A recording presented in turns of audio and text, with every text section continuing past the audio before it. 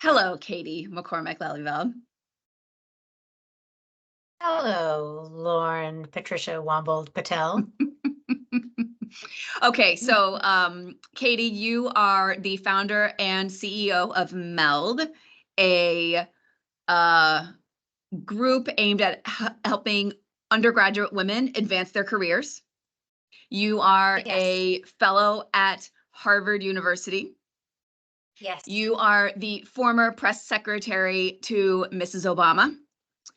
And Yes. you started this journey making binders, not full of women, just binders for women in the office of the First Lady Hillary Rodham Clinton. Yes, you have been on a journey. You are also my best friend. So thank you for doing this and all for my having hats. a public. Now, this is a little risky because many of the things that you and I say in private would either make no sense to anyone else or should be struck from the record. So we're going to try and keep this above board. I will just mention, to get it out in the open, that my husband does call us the clown princesses. Oh, okay. Yes. Well, then he's going to have to die. Why is that? I don't know. You can ask him. But Where did yes. that come from? Oh, interesting. So you were the first, all right. And there's a group of us, and you were the first clown princess to be interviewed by me here on my LinkedIn. I'm honored. I would like to understand the origin of that, but I'm honored to have a label from Herschel. That is extraordinary. So you have done many things in your career, but there's one topic that I want to talk about today. Okay. And that is you can get a meeting with anybody. How? Yes. All right. Well, thank you, first of all, for the opportunity to participate in this channel. I think the substance that you share, the leadership and guidance that you share, and the very accessible way that you do so is really inspiring and very informative and is a really helpful tool, because I think what we don't do enough, especially as executives, is demystify the path and the journey and the strategies for success. So I am energized to be part of this, and I'm excited for what you're building. So thank you for including me. So getting meetings. I wouldn't be able to say that as a 22-year-old. I think as you are just getting started, you're figuring out who you are, how you show up in the world. You're navigating your contact list and your professional skills and your network. What I have done in the 23 years since I was 22 is always carry myself with a level of authenticity and with an energy to meet as many people as possible and maintain those relationships. And the reality is that and it's in part maybe because I'm an only child, and so I loved being close to as many people as possible. I loved what I could learn from them, be to them, get from them in terms of just energies that filled my day and my soul. And so everybody became a fair game friend. Every colleague became a friend, every mentor, every person I met could become a mentor, somebody to learn from, somebody to follow, somebody to ask questions of. And so I really took relationship management from the start very, very seriously. And so as it happens over time, as I was navigating professional challenges or personal growth or questions, or even connecting someone I knew with someone else, I recognized that by keeping relationships strong, I wasn't many degrees from many people I'd want to be close to, or I would want someone in my life to be close to.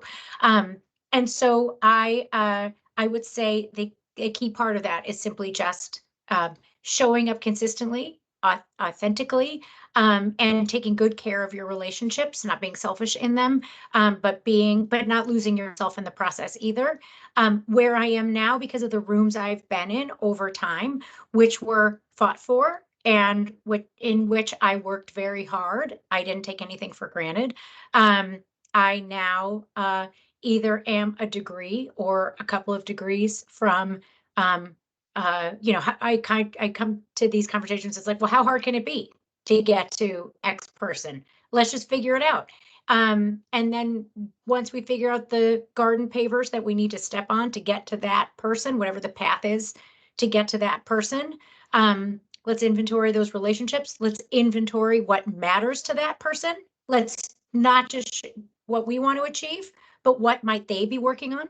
What do they want to achieve? And how do we speak to them and their value and how they're an asset in the world and how we might be a value and an asset to them. And that authentic way of showing up in a way that could derive meaningful outcomes tends to work. Okay, let's workshop this. Because what I want to understand is all of that makes sense to you, but then someone actually has to go and like do something. So we got a couple things here. I got, first of all, you're a fair game friend. You have a vibe about it. That is very true, by the way. Second, you will meet the people and then you will maintain relationships. All these things are true. And I know how you maintain relationships, right? Like that part I feel like is easy. You get to know a person, you understand what they're interested in, you continue to connect with them. You're going to be in their vicinity or you reach out. Okay, let's go to the meat part. Shall we take can we take like a real life example? I'm going to give you one. I don't want you to like out somebody. Okay, let's make somebody up. Okay. All right, and let's just see what you would do. Okay. Okay, you want to meet Jay-Z's chief of staff. Ooh. What would you do? What would be the first thing you'd do? Well, I would think about it in a couple of different ways. First, I would check out what Jay-Z is working on right now. I know he did that big interview with Gail when his whole anthology was loaded into the Marcy Project's library. What was the timing around that? Who were the participants on that? Who was thanked in the credits of that, maybe from his team? But I would also see Gail's team as an asset for that connection. Gail King. Gail King, excuse me, Gail King. So over the last year, Jay-Z sat down with Gail King for a lengthy discussion about his life and his legacy and his worldview and the special treasures from his career that are now in a public library. And why that's special is because everyone can access them, as opposed to them being in some closed door capacity. That means that both understanding who's on his team through the credits from that show, as well as who might be on Gail King's team who could have facilitated that, who I might know, or who I might be a degree or two from. Okay, next. Okay, good. Why did you pick the Gail King interview? Is it just because you knew that, or like, are you consciously thinking he must care about that because that took a lot of work and effort on both sides, and therefore I've identified that? Like, yes, what's the thought process? That was a strategic decision by him and his team to want to tell that story in that way with that person at that time. And it is one of the bigger things I have seen him do lately. Okay. Right? So it's big, therefore it must matter. Moment for him. Therefore it must matter. That's right. And it had some element of curation around it. Yes. Okay, great. Now we're looking at the people. So we're looking at Jay-Z's team and Gail King's team. So you're going to Gail's team. I know where you're going with this one. Okay, so we're looking at the credits. Keep going. Yeah, we're looking at the credits when it says special thanks to his office, who's listed. I would say also inventorying, so that I would start there. This is all interesting research. If you treat it like a fun investigation, we are all Carmen Sandiego in this, right? So if you treat it like, I'm dating myself, but it tracks for your viewers. If you treat it like a fun investigation, then that would be a bucket I would look at. Who are the people around the person, and understand how they might fit for that influencer, that luminary. Then who are they talking? Now you go out concentric circles. Who are they talking to? One of the people they talked to was Gail King. Who is Gail King working with? How might you be a couple degrees closer to, for me, and as a media strategist, as a communication strategist, I might inventory that. I also then would put my political experience hat on in my years with Mrs. Obama, and I would think about colleagues of mine who work in a personal capacity for people with that kind of profile in a personal capacity. People like that surround themselves by people they can trust who help them implement their day-to-day personally and professionally. And there are a handful, a national network of dynamic people with a very unique skill set who do that very well. Okay. And there you Pause. go. What you're saying is now we've identified the event that mattered. Yeah. Now we look at who were the networks. You got two networks here. You have the media network and Yeah. then you have the VIP caretaker network. Right. That's right. Okay.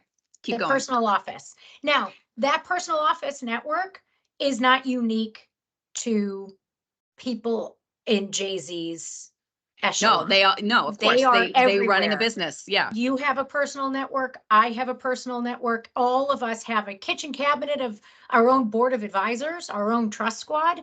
We also have people that are part of our teams. And so it doesn't matter if you're a headliner or a senior executive or a mid-level person, like there are people in your world that you lean on and trust and that you help make their day tick and they help make your day tick. And so if you want to get to someone, that is another path to do so. The people that they already trust, if you come in as a vetted referral from someone who is trusted by the target that you're going after, that's a warm lead. That's a really helpful connection. And all good business to me is, and frankly, all good relationships are built on trust and confidence. And so to be able to hear from someone trustworthy versus just like get a cold email. Obviously, you're going to go with the trusted person first, especially if it comes from someone whose job it is to protect your orbit. So I would go after that.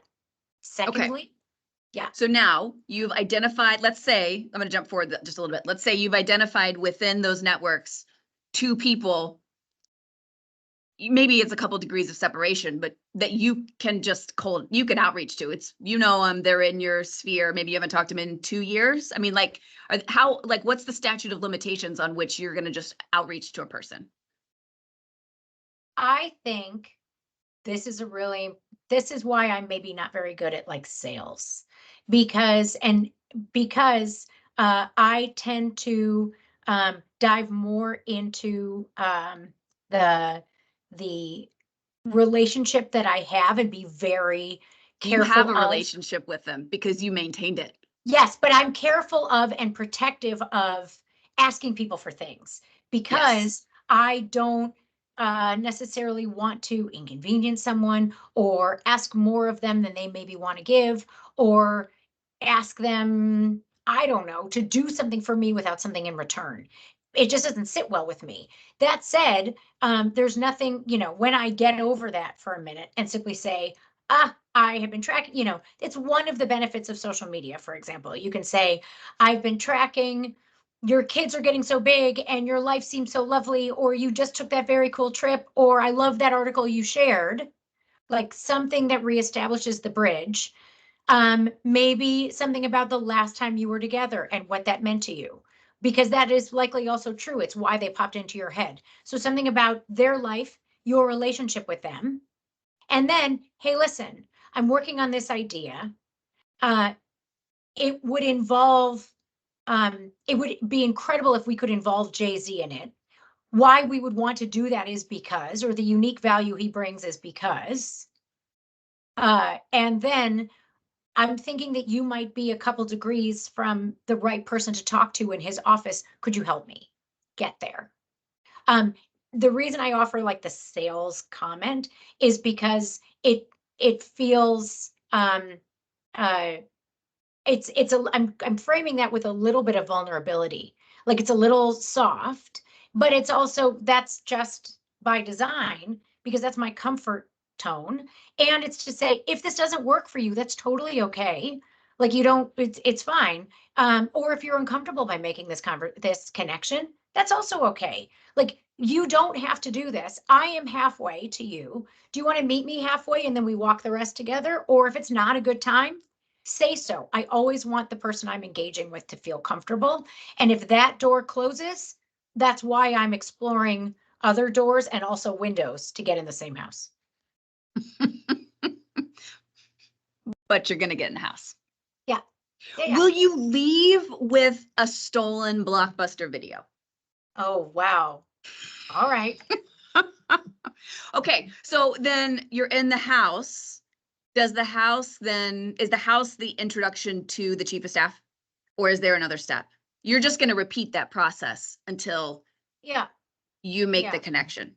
Um, it is whatever the goal is. If the goal is to, I mean, that first house, maybe that first room, the foyer, is the introduction to the chief of staff. But maybe Jay-Z's in the living room and I got to get to the living room from the foyer. So I have to start, I'm in the house. And I have to start somewhere. I've made it in, I'm out of the rain. Okay, now what? That's an important consideration. And then it's showing up for that person. It's listening to what matters to them. It's doing the digging in advance to understand who they are, where they went to school, what makes them tick, Okay. that kind of thing, those details, to find those bridges of shared experiences and then go. Okay, so this is worth talking about because I think this is the magic to it. It's you've done the research on where could I possibly connect with this person. But let's take this back to where it started. You said you wanted to ensure that you were like, this is quid pro quo in a way, right? Like you want to make sure you're offering them something that is useful to them. Yeah. So how does that conversation go? Generally. Sure. And I learned this from a very special advisor in my life who uses this phrase, create something meaningful, right? This concept of like, what I'm working on feels very important, but I'd want to understand how what I'm offering creates something meaningful for you. Because I can't assume that's what's interesting to me is interesting to you. I am asking you to want it to be, and I will offer the validation for why it could be. And it's because I've tracked what you've worked on and it's in line with this and this and this. Or,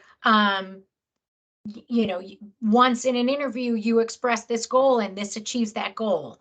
Or I overheard, it was in this, this framing, that there was a nod to this idea. This is an expression of that idea, right? It's sort of finding that where that rainbow might have stopped and plugging into it and keeping it going. You are not coming with an ask, you are coming with an opportunity. That's right. Well said. You are positioning that opportunity in an open way such that they can mold it to what would benefit them. This is how, okay, you say you're not great at sales. This is how sales works. Like you're just expanding the pie. This is how great negotiations work, right? Like you don't approach a negotiation. I wouldn't approach a negotiation. I love negotiating. I would never approach a negotiation and be like hard line. This is what I think. I would come in, I would be nice. I would have a different personality than I normally do. I would I would ask them a lot of questions to understand what was important to them. Then I would share what was important to me. And what I'm trying to do is put the pieces together in a way that it's a win-win for everybody. That's right. But I want to say two things on that. One is, when you feel like the power differential is not even, and they have the power and you don't, it feels like an ask to you, even though you want it to be seen as an opportunity. And the problem is sometimes when you come in with the ask, even though you want them to see it as an opportunity, you almost feel differently nervous, differently vulnerable. And that's where this, reminding yourself that you are also a value is really important. That it's not, I'm so sorry to bother you with this, but I just had this idea. I thought it would be great. No, that's this. You have to just get your energy here so you can say, I'm coming to you with an opportunity. And I think it could be exciting. And this is what a little bit of experience in the field has taught me, which is to say, I just know that if it's not the right fit, it's fine. But if I carry myself like this and I'm here, it's not the same. If when you're first getting started, it feels like this. But what time and experience, and frankly, also people vouching for you, people saying your name in rooms you're not in, the power of the network effect that we're trying to build at MELD, that's where this gives you a little bit more readiness to say, I have every right to be in this meeting with you as you do, to be in this meeting with me. And so let's talk about the opportunity that we could build and co-create and design and do together. Wouldn't that be awesome? And it just takes the scary out and it puts the goodness in, and that's really helpful. I would also say, though, my second point that I just wanted to make is, if you also are feeling like it's clay and it's an opportunity, and now let's hear what matters to you, you have to also remember not to lose yourself in the process. And by that, I mean, you still have a method and a model, and you can't totally change what you do because of how someone else wants to do it. Yeah. You still have to stay to your strategy, your skeleton of what works, instead of creating unique things, or you'll go crazy. Yeah. It'll be too I mean, much. and the parallel in a negotiation would be your BATNA. It's your best alternative, something. It's like, that's the thing that you would never, like, minimum you must have. Same Yeah. thing. It's Is the that an architecture. MVP? I don't know. You guys and your acronyms. I don't know. I don't know. I don't know. It's just a thing. BATNA. You mentioned this. I'm just going to say this because I feel like it's important for a lot of like conversations I've had. You have a lot of conversations with young people and young women in particular. In the last 6 weeks or so, I've had a lot of conversations with older women, women in their 50s, okay, who are saying the exact same thing. And 60s and 70s. Yeah. Well, yeah, but I'm just saying, like, Older the people, than we are, not no, older. our age or older, Just- like within yes, yes, mid 'cause we are 40s young. to Yes. early, like mid 50s. Okay. Yes. And what they are saying is, I just don't feel like they still have the exact same thing. You and I don't suffer from this. You don't suffer from it in that area because you have a thing, and I don't suffer for it in a negotiation because, like, I have a weirdly inflated sense of confidence. But that is unique to us, and we have to remember that others don't have that, and that they should always remember their value. So, well, thanks, Katie. I should have asked you this question 25 years ago. I think you still would have known the answer. Oh, thanks, Bubble. But I think that's why intergenerational conversations are so important. And that's why we're designing MELD in this way, because women just getting started, high potential women need to understand that high performance women still find these spaces and unpack these questions, and high performance women know the value and almost the do-over that we get when we engage with high potential women, so that we all know that we're not too far from each other. And yet when you can listen and learn, it can inform and advance workplaces, work styles, innovation in so many important ways, especially in this sort of post-pandemic environment. Yeah. I think the younger women should remember that sometimes we don't always feel it that way, but we're just have the experience of pretending like we do. It's true. Or and the Sasha Fierce, you know? That's right. And some of our first bosses may have been the only woman in the room. And many of these women who are just getting started will never be the only woman in the room. They'll never be. Well, and we're not that far from each other. So how do we keep that conversation open and constructive? So great. So now we know how to meet Jay-Z. So this was another life lesson. Yeah. And now we can get started on this. You'll remember, you know, we did have that moment when I was 8 months pregnant and I was in the front row of his concert, and, you know, he gave me a little, I mean, I could also go back to that. I know, but we didn't really meet him. So you didn't. Did you break bread? I know you've met it. Forget it. We're done with this. Okay. No. Thank you. Just kidding. Scrub that. Thank you for this. This was a lot of fun.